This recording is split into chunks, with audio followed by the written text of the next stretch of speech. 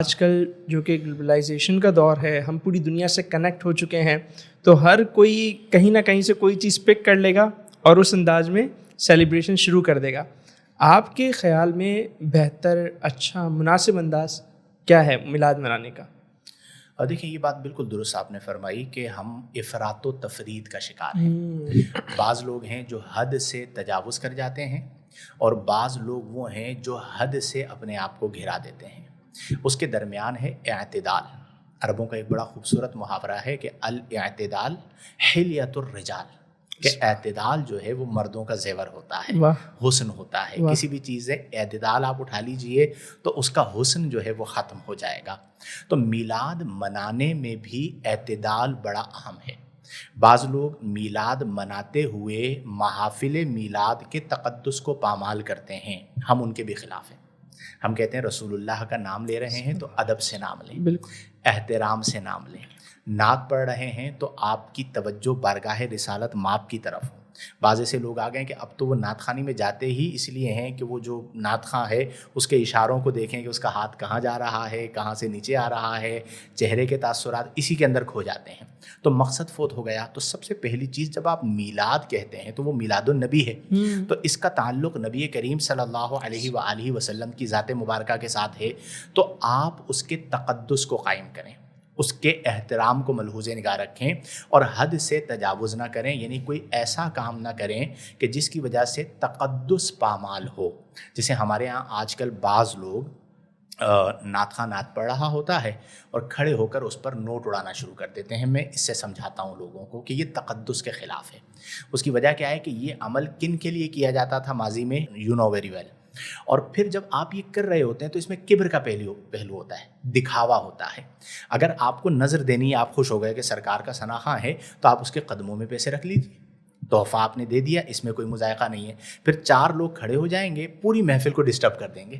جو لوگ سامنے بیٹھے ہوئے ہیں وہ کوفت کے اندر ہیں کہ ہم سننے کے لیے آئے تھے، یہ درمیان میں دیوار بن گئے۔ تو اس طرح کی چیزوں سے بچیں۔ پھر سب سے اہم بات جو آپ نے پوچھی وہ یہ کہ کس طرح منائیں۔ تو میلاد منانے کا سب سے بہترین طریقہ میرے نزدیک یہ ہے کہ نبی کریم کی سیرت طیبہ کو اپنائیں۔ بہت خوبصورت۔ لقد کان لکم فی رسول اللہ اسوۃ حسنہ، کہ رسول اللہ صلی اللہ علیہ وسلم کی زندگی تمہارے لیے بہترین نمونہ ہے۔ تو محافل میلاد میں ہم نبی کریم کی سیرت کو سنیں، بلکہ محافل میلاد کی تعریف یہی کی گئی، یا میلاد النبی کی تعریف یہ کی گئی کہ ایسی محفل کا انعقاد کرنا کہ جہاں پر نبی کریم صلی اللہ علیہ وسلم کے اسوہ حسنہ کو بیان کیا جائے۔ اچھا، اور یہ کام تو ہر جگہ ہو رہا ہے، جی، ہر لمحے ہو رہا ہے، ہر مجلس میں ہو رہا ہے، ہر مجلس میں ہو رہا ہے۔ اچھا، اسے آپ نے سننا ہے۔ اب سننا کس طرح ہے؟ ہمارے یہاں یہ بھی ایک بڑی معاملہ ہے کہ اپنی علمیت کو ثابت کرنے کے لیے بہت سارے نکات بیان کریں گے، لیکن یہ نہیں بتائیں گے کہ نبی کریم کے کھانے کا انداز کیا تھا، نبی کریم کے چلنے کا انداز کیا تھا، نبی کریم کے تشریف فرما ہونے کا انداز کیا تھا، نبی کریم صلی اللہ علیہ وسلم کا انداز کلام کیا تھا، نبی کریم کس طرح اپنے غلاموں کی باتوں کو سنا کرتے تھے، نبی کریم صلی اللہ علیہ وسلم کا مزاج اقدس کیا تھا، نبی کریم کے چہرہ انور پر اکثر مسکراہٹ ہوا کرتی تھی، نبی کریم نے اپنی ذات کی خاطر بدلہ نہیں لیا، اپنے جانی دشمنوں کو بھی معاف فرمایا، وغیرہ۔ ان چیزوں کو بیان کرنا ضروری ہے۔ اب ان چیزوں کو بعض لوگ اس لیے بیان نہیں کرتے کہ وہ کہیں گے ہم اگر یہ بیان کریں گے تو ہمیں محقق کون مانے گا۔ تو بھائی آپ فی الوقت اپنی جو شوق تحقیق ہے اسے چھپا لیجیے۔ اس وقت امت کو ضرورت اس لیے ہے کہ امت نبی کریم صلی اللہ علیہ وسلم کی عادات کو جاننا چاہتی ہے، یقیناً نبی کریم کے اخلاق کو جاننا چاہتی یقیناً۔ ہے۔ تو جب ہمارا فوکس اس بات پر ہوگا تو پھر محافل میلاد کا نفع زیادہ ہوگا۔ میں آج بھی دیکھتا ہوں کہ وہی والی ابحاث جو ماضی میں ہوئیں وہ آج تک چلی آ رہی ہوتی ہیں، تو بحث کا نتیجہ نہیں نکلتا۔ اگر آپ بحث سے کسی کو چپ بھی کروا لیں گے تو بھی وہ دل سے آپ کو قبول نہیں کرے گا، لیکن جب آپ نبی کریم کے اخلاق اور عادات کو بیان کریں گے تو اس کا دیر پا اثر ہوگا۔ تو اس لیے کوشش یہ کریں کہ نبی کریم صلی اللہ علیہ وسلم کے اخلاق عادات کو بیان کریں۔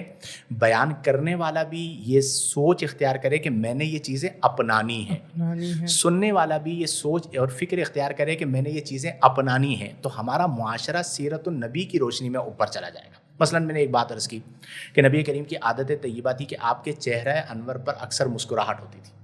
راوی بیان کرتے ہیں کہ میں نے نبی کریم سے زیادہ کسی کو متبسم نہیں دیکھا. اب جتنا مجمع سامنے بیٹھا ہوا ہو یا ہوتا ہے ان میں سے اکثر وہ ہوتے ہیں جو آٹو پہ سیریس ہو جاتے ہیں وداؤٹ اینی ریزن. بیٹھے بیٹھے بیٹھے بیٹھے آٹو موڈ پہ جا کے سیریس ہو جائیں گے. اب وہ جو سیریس غیر ضروری طور پر ہو گئے اس سے ڈسٹینس آتا ہے. اور اگر آپ نے کسی کو مسکرا کے دیکھا تو وہ مسکراہٹ جو ہے وہ پیغام محبت ہے, وہ پیغام الفت ہے. تو آپ نے اس عادت کو اپنا لیا. نبی کریم سیدھی جانب چلا کرتے تھے, آپ نے اس عادت کو اپنا لیا. نبی کریم صلی اللہ علیہ وسلم اپنی نظروں کو نیچی رکھا کرتے تھے, آپ نے اس عادت کو اپنا لیا. تو عملی طور پر آپ کی زندگی بہتر ہو جائے گی. ون لائنر یہ ہے کہ میلاد منانے کا سب سے بہترین طریقہ یہ ہے کہ نبی کریم کی عادات اور سیرت طیبہ کو اپنائیں.